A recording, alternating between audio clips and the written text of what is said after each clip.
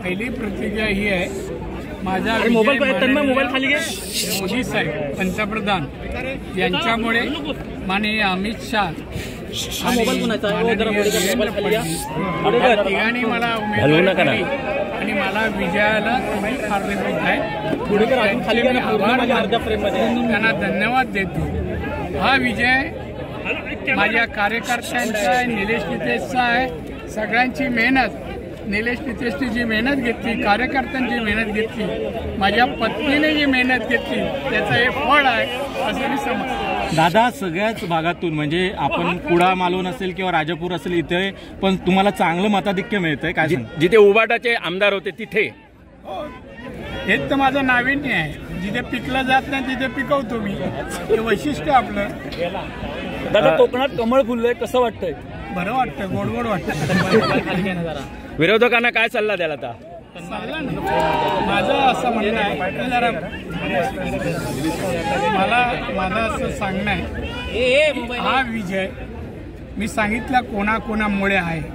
भारतीय जनता पक्षाचं कमळ कोकणात फुललेला आहे। ज्याने अपशगुन केला त्यानं मला सांगायचं, अब की बार आने वाले चुनाव में मेरी बारी। भाई दादा, दीपक केसरकर असतील किंवा उदय सामंत असतील यांच्या मतदारसंघात तुम्हाला चांगलं लीड मिळतंय, त्यांना धन्यवाद देतो। दीपक केसरकर एक नंबरला आहे, हा उदयही आहे। तर या दोघांनी माझ्यासाठी मेहनत घेतली, परिश्रम, त्या विजयामध्ये त्यांचा सिंहाचा वाटा। आता मुंबई महापालिका निश्चित मिळणार, जिल्हा परिषद आहे, पंचायत समिती आहे, मुंबई सगळं मिळणार। कोकण जिथे तिथे सर्व काय। राणे साहेब, तुमच्या रूपाने कोकणाला 39 वर्षानंतर कमळ फुललेलं आहे। तुमच्या रूपाने 39 वर्षानंतर 39 वर्ष खतपाणी घालत होतो, त्यामुळे 39 वर्षानंतर आलं कमळ, चांगलं आलं। ठाकरेंचे दोन्ही उमेदवार ठाकरेच्या दोन्ही उमेदवारांचं पानिपत झालेलं आहे। दोन्ही उमेदवार मोठ्या फरकाने पराभूत झालेले आहेत। एवढ्या चांगल्या क्षणी हे नाव का घेता?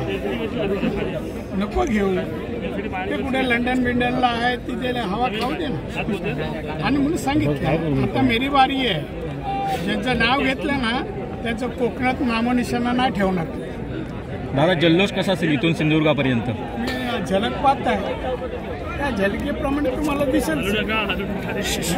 हा आवेश आहे, विजयाचा आवेश आहे। त्यामुळे तुम्ही त्याला योग्य रंग द्या, भगवा रंग द्या, लोकांनी चांगल्या दृष्टीने पाहू दे, आनंद, विजयाचा आनंद लुटू। आणि त्यानंतर 5 वर्ष सिंधुदुर्ग असो रत्नागिरी असो, लोकांनी मला मतदान भरभरून दिलंय। दोन्ही जिल्ह्यातल्या सर्वसामान्य जनतेने प्रेमही केलं, मतही दिलं। त्यांना मला विकास दाखवायचे, त्यांची सेवा आणि विकास मला करायचे। सर, एकूणच मिळालेल्या मताधिक्याबद्दल काय सांगाल? काय सांगू, चांगली गोष्ट आहे। मी समाधानी आहे, आनंदी आहे, म्हणून तर मी लोकांना श्रेय देतो, सगळ्यांना श्रेय देतो ना।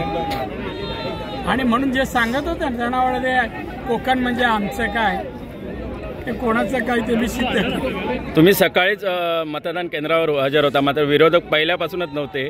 विरोधकांना मी ज्या वाटेने जातो, रस्त्याने जातो, ते माझ्या विरुद्ध फिरकत पण ते आज प्रत्यय आला तुम्हाला, आता रिपीट करून वारंवार बातम्या दाखवा।